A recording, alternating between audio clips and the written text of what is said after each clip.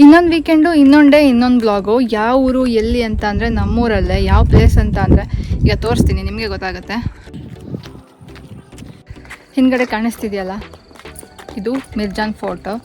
ಈ ಫೋರ್ಟ್ನ ಕತೆ ಏನು, ಈ ಫೋರ್ಟ್ನ ಯಾರು ಕಟ್ಟಿದ್ದು, ಮತ್ತು ಇದನ್ನು ಯಾರು ಡೆವಲಪ್ ಮಾಡಿದ್ರು, ಇವಾಗ ಹೇಗಿದೆ ಸ್ಥಿತಿ, ಎಲ್ಲನೂ ಈ ವಿಡಿಯೋದಲ್ಲಿ ತೋರಿಸ್ತೀನಿ, ಹಾಗೆ ಹೇಳ್ತೀನಿ. ಸಬ್ಸ್ಕ್ರೈಬ್ ಮಾಡಿಲ್ಲ, ಫಸ್ಟ್ ಟೈಮ್ ನೋಡ್ತಾ ಇದ್ದೀರಾ ಅಂದರೆ ಸಬ್ಸ್ಕ್ರೈಬ್ ಮಾಡ್ಕೊಳ್ಳಿ. ವೀಕೆಂಡಲ್ಲಿ ಮನೇಲಿ ಕೂತು ಬೇಜಾರಾಗ್ತಿದ್ದು ನನಗೆ. ಎಲ್ಲಾದರೂ ಹೋಗಬೇಕು ಅಂತ ಯೋಚನೆ ಮಾಡ್ತಿದ್ದಾಗ ನನಗೆ ನೆನಪಾಗಿರೋದು ನಮ್ಮ ಈ ಮಿರ್ಜಾನ್ ಕೋಟೆ. ಹಾಗೆ ನನ್ನ ಫ್ರೆಂಡಿಗೆ ಕಾಲ್ ಮಾಡಿ ಅವಳು ಸ್ಕೂಟಿ ಎತ್ಕೊಂಡು ಹೊರಟೆ ಬಿಟ್ವಿ. ಅದು ಮಧ್ಯಾಹ್ನ ಸಿಕ್ಕಾಪಟ್ಟೆ ಬಿಸಿಲಿತ್ತು, ಆದ್ರೂ ಹೋಗಲೇಬೇಕು ಅಂತ ಊಟ ಎಲ್ಲ ಮುಗಿಸ್ಕೊಂಡು ಹೊರಟ್ವಿ. ವೇಟ್ ಹೇಗೆ ಹೋಗಬೇಕು, ಎಲ್ಲಿದೆ ಅಂತ ಹೇಳಿಲ್ಲಲ್ಲ. ಈ ಮಿರ್ಜಾನ್ ಕೋಟೆ ಇರೋದು ನಮ್ಮ ಉತ್ತರ ಕನ್ನಡ ಜಿಲ್ಲೆಯ ಕುಮಟಾ ತಾಲೂಕಲ್ಲಿ. ನೀವು ಕುಮಟಾ ಸೈಡಿಂದ ಬರ್ತಾ ಇದ್ರೆ ಎಕ್ಸಾಕ್ಟಾಗಿ ಕುಮಟಾದಿಂದ 12 ಕಿಲೋಮೀಟ್ರಿಗೆ ಈ ಕೋಟೆ ಇದೆ. ಗೋಕರ್ಣ ಸೈಡಿಂದ ಬರ್ತಾ ಇದ್ರೆ 22ರಿಂದ 21 ಕಿಲೋಮೀಟ್ರಿಗೆ ನಿಮಗೆ ಕೋಟೆ ಸಿಗುತ್ತೆ. ಕುಮಟಾದಿಂದ ನೀವು 12 ಕಿಲೋಮೀಟರ್ ಹೋಗಿ ಅಲ್ಲಿ ಮಿರ್ಜಾನ್ ಅಂತ ಊರು ಸಿಗುತ್ತೆ. ಅಲ್ಲಿ ಲೆಫ್ಟ್ ಸೈಡಿಗೆ ಒಂದು ಕಟ್ ತಗೊಳ್ಬೇಕು, ಅಂದರೆ ಒಂದು ರೋಡ್ ಹೋಗುತ್ತೆ, ಅಲ್ಲಿ ನೀವು ಟರ್ನ್ ಆಗಬೇಕು. ಅಲ್ಲಿಂದ 500 ಮೀಟರ್ಸ್ಗೆ ಮಿರ್ಜಾನ್ ಫೋರ್ಟ್ ಇದೆ. ಅಯ್ಯೋ ಅಷ್ಟೆಲ್ಲ ಯಾಕೆ ಕಷ್ಟಪಡ್ತೀರಾ, ಗೂಗಲ್ ಮ್ಯಾಪಲ್ಲಿ ಮಿರ್ಜಾನ್ ಫೋರ್ಟ್ ಅಂತ ಹೊಡೀರಿ, ಅದೇನು ಲೊಕೇಶನ್ ತೋರಿಸುತ್ತೆ, ಸೀದಾ ಅದೇ ಲೊಕೇಶನಲ್ಲಿ ಹೋಗಿ. ಕರೆಕ್ಟಾಗಿದೆ ಲೊಕೇಶನ್ನು, ನಿಮಗೆ ಫೋರ್ಟ್ ಮುಂದೆ ತೊಗೊಂಡೋಗಿ ನಿಲ್ಸುತ್ತೆ. ಈ ಬಿಸಿಲಲ್ಲಿ ಯಾರು ಬರ್ತಾರೆ, ಕೋಟೆಲ್ಲ ಖಾಲಿ ಇರುತ್ತೆ ಅಂತ ನಾನು ಅಂದ್ಕೊಂಡಿದ್ರೆ ಅಲ್ಲೋಗಿ ನೋಡ್ತೀನಿ ಸಿಕ್ಕಾಪಟ್ಟೆ ಜನ ಟೂರಿಸ್ಟು. ಒಂಥರ ನಾನು ನಮ್ಮೂರಲ್ಲಿದ್ದೀನೋ ಅಥವಾ ನಾನೇ ಬೇರೆ ಊರಿಗೆ ಬಂದಿದ್ದೀನಿ ಅನ್ನೋ ಥರನೇ ಕನ್ಫ್ಯೂಷನ್ ಆಗೋಯ್ತು ನನಗೆ. ಒಂದು ವಿಚಿತ್ರ ವಿಶೇಷ ರೂಲ್ಸ್ ಏನು ಅಂತ ಅಂದರೆ, ನಿಮಗೆ ಇಲ್ಲಿ ಟ್ರೈಪಾಡ್ನ ಅಲೋ ಮಾಡಲ್ಲ, ಸೆಲ್ಫಿ ಸ್ಟಿಕ್ನ ಅಲೋ ಮಾಡಲ್ಲ, ಆದರೆ ನೀವು ಮೊಬೈಲ್ ತೊಗೊಂಡು ಹೋಗ್ಬೋದು.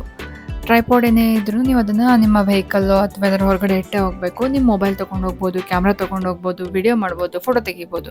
ಇದು ಯಾವ ಥರ ರೂಲ್ಸ್ ಅಂತ ನನಗೆ ಅರ್ಥ ಆಗಿಲ್ಲ. ಒಂಥರ ಕಳ್ಳರಿಗೆ ದುಡ್ಡು ತೊಗೊಂಡೋಗಿ ಬ್ಯಾಗಷ್ಟೇ ಇಟ್ಟೋಗಿ ಅನ್ನೋ ಥರ ಇದೆ. ಎಂಟ್ರೆನ್ಸಲ್ಲಿ ನೋಟಿಸ್ ಬೋರ್ಡ್ ಹಾಕಿದ್ದಾರೆ. ಏನು ಅಂತಂದರೆ, ಈ ಮಾನ್ಯುಮೆಂಟ್ ಏನಾದರೂ ಹಾಳು ಮಾಡಿದ್ರೆ, ಡ್ಯಾಮೇಜ್ ಮಾಡಿದ್ರೆ ಇಂತಿಷ್ಟು ವರ್ಷ ಜೈಲು, ಇಷ್ಟು ಫೈನು ಅಂತ. ಬನ್ನಿ, ಮಿರ್ಜಾನ್ ಫೋರ್ಟ್ ಒಳಗಡೆ ಎಂಟ್ರ್ ಆಗ್ತಾ ಇದ್ದೀವಿ ಇವಾಗ ನಾವು. ಜನ ಸಿಕ್ಕಾಪಟ್ಟೆ ಇದ್ದಾರೆ. ಆ್ಯಕ್ಚುಲಿ ಇಲ್ಲಿ ಮಳೆಗಾಲದಲ್ಲಿ ಬಂದರೆ ಇನ್ನೂ ಚೆನ್ನಾಗಿ ಕಾಣಿಸುತ್ತೆ, ಫುಲ್ ಗ್ರೀನ್ರಿ ಇರುತ್ತೆ. ಈಗ ಸ್ವಲ್ಪ ಬಿಸಿಲಿಗೆಲ್ಲ ಒಣಗೋಗ್ಬಿಟ್ಟಿದೆ. ಇನ್ನು ಈ ಕೋಟೆನ ಯಾರು ಕಟ್ಸಿದ್ರು ಅಂತ ನೋಡೋದಾದ್ರೆ ಎಲ್ಲೋ ಒಂದು ಉಲ್ಲೇಖ ಇಲ್ಲ ಇವರೇ ಕಟ್ಸಿದ್ದು ಅಂತ ಎಕ್ಸಾಕ್ಟಾಗಿ. ಈ ಕೋಟೆಯಿಂದ ಒಂದು 2-3 ಕಥೆಗಳು ಬರುತ್ತೆ. ಒಂದು ನವಾಯತ್ ಸುಲ್ತಾನೇಟ್ಸ್ ಕಟ್ಸಿದ್ರು ಅಂತ ಹೇಳ್ತಾರೆ, ಅದಾದಮೇಲೆ ರಾಣಿ ಚೆನ್ನಭೈರಾದೇವಿ ಕಟ್ಸಿದ್ರು ಅಂತ ಹೇಳ್ತಾರೆ, ಇದಾದಮೇಲೆ ಬಿಜಾಪುರದ ಸಾಮಂತ ಶರೀಫ್ ಉಲ್ ಮುಲ್ಕ್ ಕಟ್ಸಿದ್ದು, ಅಂದರೆ ಡೆವಲಪ್ ಮಾಡಿದ್ದು ಕೋಟೆನ ಅಂತ ಹೇಳ್ತಾರೆ. ಆದರೆ ಎಲ್ಲೋ ಎಕ್ಸಾಕ್ಟಾಗಿ ಉಲ್ಲೇಖ ಇಲ್ಲ ಇವರೇ ಕಟ್ಸಿದ್ದು ಅಂತ. ಆದರೆ ತುಂಬ ಜನ ಆಳ್ವಿಕೆ ಅಂತೂ ನಡೆಸಿದ್ದಾರೆ. ಆಗಿನ ಕಾಲದಲ್ಲಿ ಕೋಟೆಗಳನ್ನ ಎಷ್ಟು ತಲೆ ಯೂಸ್ ಮಾಡಿ ಕಟ್ತಾ ಇದ್ರು ಅಂದರೆ, ಈ ಕೋಟೆ ಏನಿದ್ರೆ ನೀವು ಇದನ್ನ ಹೊರಗಡೆಯಿಂದ ನೋಡಿದ್ರೆ ನಿಮಗೆ ಒಂದೇ ಒಂದು ಎಂಟ್ರೆನ್ಸ್ ಕಾಣಿಸುತ್ತೆ. ಆದರೆ ಕೋಟೆ ಒಳಗಡೆ ಬಂದಾಗ ನಿಮ್ಗೆ ಆಲ್ಮೋಸ್ಟ್ ಎಲ್ಲ ದಿಕ್ಕಲ್ಲೂ ಒಂದೊಂದು ಎಕ್ಸಿಟ್ಗಳಿದ್ದಾವೆ, ಚಿಕ್ಕ ಎಕ್ಸಿಟ್ಗಳು.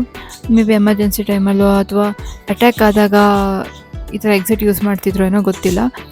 ಈ ಥರ ಎಕ್ಸಿಟ್ಗಳು ಕೋಟೆಯ ಬೇರೆ ದಿಕ್ಕುಗಳಲ್ಲೂ ಇದೆ. ಇವನ್ ಕೋಟೆ ಹಿಂದ್ಗಡೆನೂ ಇದೆ. ನಾನು ನಿಮಗೆ ವಿಡಿಯೋ ಲಾಸ್ಟಲ್ಲಿ ತೋರಿಸ್ತೀನಿ ಅದನ್ನು. ಬನ್ನಿ ಇವಾಗ ಕೋಟೆ ಒಳಗಡೆ ಹೋಗೋಣ.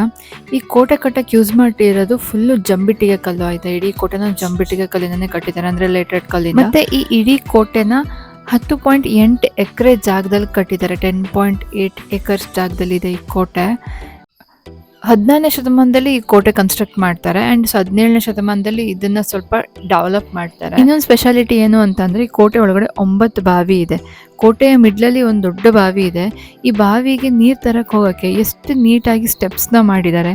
ಈ ಸ್ಟೆಪ್ಸ್ನ ಹಾಗೆ ಇಳ್ಕೊಂಡು ಹೋದರೆ ಅದು ಕರೆಕ್ಟಾಗಿ ಬಾವಿ ಕನೆಕ್ಟ್ ಆಗುತ್ತೆ, ಅಲ್ಲಿಂದ ನೀರನ್ನ ಎತ್ಕೊಂಡು ಬರ್ಬೋದು. ಇಲ್ಲಿಂದ ಬಾವಿ ತನಕ ನಾವು ಹೋಗೋಕ್ಕಾಗಲ್ಲ, ಇಲ್ಲಿ ಗೇಟ್ ಮಾಡಿದ್ದಾರೆ. ಸೊ ನಿಮ್ಗೆ ಅಲ್ಲಿ ಕಾಣಿಸ್ತಿದೆಯಲ್ಲ, ಎಂಡಲ್ಲಿ ನೀವು ಲೆಫ್ಟ್ ಕಟ್ ಮಾಡಿದ್ರೆ ನಿಮ್ಗೆ ಅಲ್ಲೇ ಬಾವಿ ಇದೆ. ಬಾವಿ ನೀರನ್ನ ನೀವು ಎತ್ಕೊಂಡು ಹಾಗೇ ಬರ್ಬೋದು. ಅಷ್ಟು ಚೆನ್ನಾಗಿ ಕನ್ಸ್ಟ್ರಕ್ಟ್ ಮಾಡಿದ್ದಾರೆ. ಎಂಥ ತಲೆ ಯೂಸ್ ಮಾಡ್ತಾರೆ ನೋಡಿ. ಇದೇ ಬಾವಿ, ಈ ಬಾವಿಗೆ 5 ಸ್ಟೆಪ್ಸ್ ಇದೆಯಲ್ಲ, ಅದು ಕನೆಕ್ಟ್ ಆಗುತ್ತೆ. ನಾನು ಸ್ಟಾರ್ಟಿಂಗಲ್ಲೇ ಹೇಳ್ದಂಗೆ ಈ ಕೋಟೆನ ಯಾರು ಕಟ್ಟಿದ್ರು ಅಂತ ಅಧಿಕೃತವಾಗಿ ಯಾವುದೂ ಮಾಹಿತಿ ಇಲ್ಲ. ಆದರೆ ಎಲ್ಲರೂ ಬಾಯಲ್ಲಿ ಕೇಳೋದು ಒಂದೇ ಹೆಸರು, ರಾಣಿ ಚೆನ್ನಭೈರಾದೇವಿ. ಗೇರ್ಸಪ್ಪೆಯ ಮಹಾರಾಣಿಯವರು ನಮ್ಮ ಉತ್ತರ ಕನ್ನಡದ ಹೆಮ್ಮೆಯ ಮಗಳು. 16ನೇ ಶತಮಾನದಲ್ಲಿ ರಾಣಿ ಚೆನ್ನಭೈರಾದೇವಿ ಈ ಕೋಟೆನ ಕಟ್ಟಿದ್ರು ಅಂತ ಹೇಳ್ತಾರೆ. ಅಷ್ಟೇ ಅಲ್ಲ, 54 ವರ್ಷ ಆಳ್ವಿಕೆ ನಡೆಸಿದ್ದಾರೆ. ಮತ್ತು ಇದೇ ಕೋಟೆಯಲ್ಲಿ ವಾಸವಿದ್ರು ಅಂತ. ಈ ಕೋಟೆಯಲ್ಲಿ ಅರಮನೆ ಕೂಡ ಇತ್ತು, ಇವಾಗ ಅದು ಫುಲ್ಲು ಡೆಮಾಲಿಷ್ ಆಗಿದೆ. ಈ ಕೋಟೆನ ಚೆನ್ನಭೈರಾದೇವಿನೇ ಕಟ್ಟಿದ್ದು ಅಂತ ಹೇಳೋದಕ್ಕೆ ಒಂದಿಷ್ಟು ಕುರುಹುಗಳು. ಏನು, ಈ ಕೋಟೆ ಒಳಗಡೆ ಇರೋ ದೀಪಸ್ತಂಭ ಆಗಿರ್ಬೋದು, ಅಥವಾ ಚಾಮುಂಡೇಶ್ವರಿಯ ವಿಗ್ರಹ ಆಗಿರ್ಬೋದು, ಅಥವಾ ಮಾಸ್ತಿಕಲ್ಲು, ಇವೆಲ್ಲ ಹೇಳುತ್ತೆ ಈ ಕೋಟೆನ ನಮ್ಮ ಚೆನ್ನಭೈರಾದೇವಿಯೇ ಕಟ್ಟಿದ್ದು ಅಂತ. ಪೋರ್ಚುಗೀಸರ ಜೊತೆ ಒಳ್ಳೆ ಒಡನಾಟ ಇಟ್ಕೊಂಡಿದ್ದ ನಮ್ಮ ರಾಣಿ ಚೆನ್ನಭೈರಾದೇವಿ ಪೋರ್ಚುಗೀಸರಿಗೆ ನಮ್ಮ ಕಡೆ ಬೆಳೆಯುವಂಥ ಏನು ಸಾಂಬಾರು ಪದಾರ್ಥ, ಅದರಲ್ಲೂ ಕಾಳು ಮೆಣಸನ್ನ ಮಾರಾಟ ಮಾಡ್ತಾಯಿದ್ರು. ಈ ವ್ಯಾಪಾರ ವಹಿವಾಟಿಗೋಸ್ಕರನೇ ಈ ಒಂದು ಕೋಟೆನ ನಿರ್ಮಾಣ ಮಾಡಿದ್ರು ಅಂತ ಕೂಡ ಹೇಳ್ತಾರೆ. ಇದರಿಂದನೇ ನಮ್ಮ ರಾಣಿ ಚೆನ್ನಭೈರಾದೇವಿಗೆ ಪೋರ್ಚುಗೀಸರು ಕಾಳು ಮೆಣಸಿನ ರಾಣಿ ಅಂತಾನೆ ಕರೀತಾ ಇದ್ರು. ಕೋಟೆ ಕಟ್ಟಿರೋ ಜಾಗ ಸಮುದ್ರದ ಪಕ್ಕ ಇರೋದ್ರಿಂದ ವ್ಯಾಪಾರ ವಹಿವಾಟಿಗೆಲ್ಲ ಒಳ್ಳೆ ಅನುಕೂಲ ಇತ್ತು. ಅದಕ್ಕಾಗಿ ಕೋಟೆ ಮೇಲೆ ತುಂಬಾ ದಾಳಿಗಳಾಗಿವೆ. ಈಗ ನಾನು ಕೋಟೆ ಬ್ಯಾಕ್ ಸೈಡ್ ಇದ್ದೀನಿ. ಇಲ್ಲಿ ಒಂದು ಚಿಕ್ಕ ಬಾವಿ ಇದೆ ಆ್ಯಂಡ್ ಈ ಬಾವಿ ಹತ್ರನೂ ಕೂಡ ಒಂದು ಸ್ಟೆಪ್ಸ್ ಇದ್ದಾವೆ ಇಳ್ಕೊಂಡು ಹೋಗೋಕ್ಕೆ. ಮೇ ಬಿ ಈ ಸ್ಟೆಪ್ಸು ಕೂಡ ಬಾವಿಗೆ ನೀರು ತರೋಕ್ಕೆ ಅಂತಲೇ ಮಾಡಿರ್ಬೋದು ಅಂತ ಅನ್ಕೊತೀನಿ. ಇದು ಎಕ್ಸಿಟ್ ಆಗೋ ಸ್ಟೆಪ್ಸ್ ಅಲ್ಲ ಅಂತ ಅನ್ಕೊತೀನಿ. ಕರೆಕ್ಟಾಗಿ ಗೊತ್ತಿಲ್ಲ, ನಾನು ಕೆಳಗಡೆ ಇಳ್ಕೊಂಡು ಹೋಗಿಲ್ಲ. ತುಂಬ ಹುಲ್ಲೆಲ್ಲ ಬೆಳ್ಕೊಂಡಿತ್ತು ಮತ್ತು ಕತ್ಲೆ ಇತ್ತು. ಅದಕ್ಕೇ ಹೋಗಿ ನೋಡಿಲ್ಲ ಏನಕ್ಕಿದೆ ಈ ಸ್ಟೆಪ್ಸು ಅಂತ. ನಮ್ಮ ರಾಣಿ ಆಳ್ವಿಕೆ ನಡೆಸಿದ್ದು ಅಂತ ಹೇಳೋದಕ್ಕೆ ಇನ್ನೊಂದು ಎವಿಡೆನ್ಸ್ ಅಂತ ಅಂದರೆ ಈ ದೀಪಸ್ತಂಭ.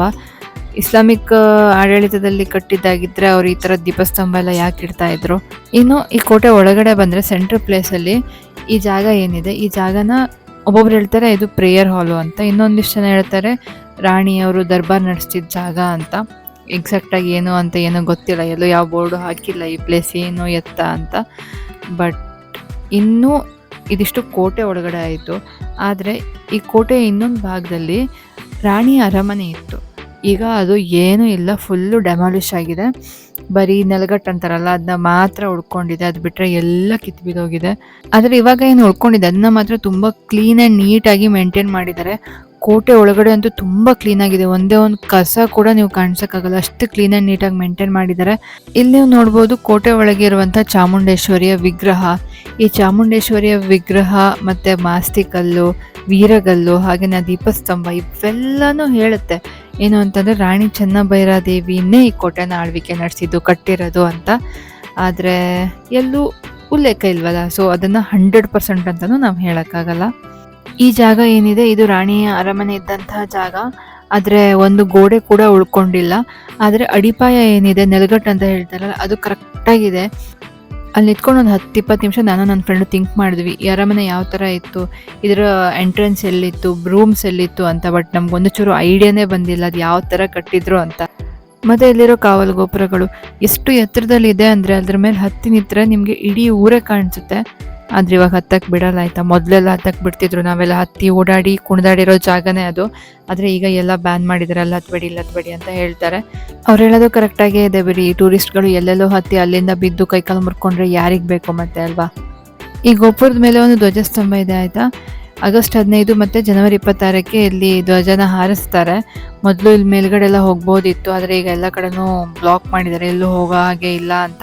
ಹಾಗೆ ನಾನು ನನ್ನ ಫ್ರೆಂಡು ಒಂದು ಸ್ವಲ್ಪ ಹೊತ್ತು ಅಲ್ಲೇ ಕೂತ್ಕೊಂಡ್ವಿ. ತುಂಬ ಬಿಸಿಲಿತ್ತು, ಏನಕ್ಕಂದರೆ ಸುತ್ತಾಡಿ ಫುಲ್ ಟಯರ್ಡ್ ಆಗಿದ್ವಿ ಇಬ್ರು. ಸ್ವಲ್ಪ ಹೊತ್ತು ಸುಧಾರಿಸ್ಕೊಂಡು ಆಮೇಲೆ ಹೊರಟ್ವಿ. ಆ್ಯಂಡ್ ನಿಮಗೆ ಕೋಟೆಯದು ಓಪನಿಂಗ್ ಟೈಮು ಕ್ಲೋಸಿಂಗ್ ಟೈಮ್ ಎಲ್ಲನೂ ನಾನು ಡಿಸ್ಕ್ರಿಪ್ಷನಲ್ಲಿ ಕೊಟ್ಟಿರ್ತೀನಿ, ಚೆಕ್ ಮಾಡ್ಬೋದು. ಕೋಟೆ ಒಳಗಡೆ ಎಷ್ಟು ಕ್ಲೀನಾಗಿದೆಯೋ, ಆದರೆ ಏನು ಬರ್ತೀವಲ್ಲ ನಾವೊಂದು ರೋಡು ಕೋಟೆ ಮುಂದೆ ಇರೋದು, ಅಲ್ಲಿ ಅಷ್ಟೇ ಗಲೀಜಾಗಿದೆ. ಇದನ್ನು ನೋಡಿ ತುಂಬ ಬೇಜಾರಾಯಿತು. ಇದಕ್ಕೆ ಪ್ರವಾಸಿಗರ ಕಾರಣ ಅಂತ ನಾನು ಹೇಳೋದೇ ಇಲ್ಲ. ಪ್ರವಾಸಿಗರಿಗಿಂತ ಹೆಚ್ಚಿನದಾಗಿ ಅಲ್ಲೇನು ಶಾಪ್ ಇಟ್ಕೊಂಡಿದ್ದಾರೆ, ಅವರು ಅದನ್ನು ನೀಟಾಗಿ ಇಟ್ಕೊಳ್ಬೇಕು. ಪ್ರವಾಸಿಗರು ಬರ್ತಾರೆ ಹೋಗ್ತಾರೆ, ಅವ್ರು ಏನೋ ಒಂದು ಮಾಡ್ಬೋದು. ಬಟ್ ಅಷ್ಟು ಕಸ ಬರ್ತಿರೋದು ಅಲ್ಲಿ ಶಾಪ್ ಅವ್ರು ಏನೇನು ಸೆಲ್ ಮಾಡ್ತಾರೆ ಅದರಿಂದಾನೆ. ಇನ್ ಕೇಸ್ ಅದು ಇವ್ರ ಶಾಪಲ್ಲಿ ತೊಗೊಂಡಿರೋ ಐಟಮ್ ಅಲ್ಲ ಅಂತ ಅಂದ್ರೂ ಇಟ್ಕೊಳ್ಳಿ, ಕ್ಲೀನ್ ಮಾಡಿದ್ರೆ ತಪ್ಪೇನಿಲ್ಲ. ನಮ್ಮೂರನ್ನ ನಮ್ಮ ಜಾಗನ ನಾವೇ ನೀಟಾಗಿ ಇಟ್ಕೋಬೇಕು. ಇಷ್ಟು ಹೇಳ್ತಾ ಇವತ್ತಿನ ಬ್ಲಾಗ್ನ ಇಲ್ಲಿಗೆ ಮುಗಿಸ್ತಾ ಇದ್ದೀನಿ. ಇನ್ನೂ ಯಾರು ಸಬ್ಸ್ಕ್ರೈಬ್ ಮಾಡ್ಕೊಂಡಿಲ್ಲ ಅಂದರೆ ಪ್ಲೀಸ್ ಸಬ್ಸ್ಕ್ರೈಬ್ ಮಾಡಿ, ಕಮೆಂಟ್ ಮಾಡಿ, ಹಾಗೆಯೇ ಶೇರ್ ಮಾಡಿ.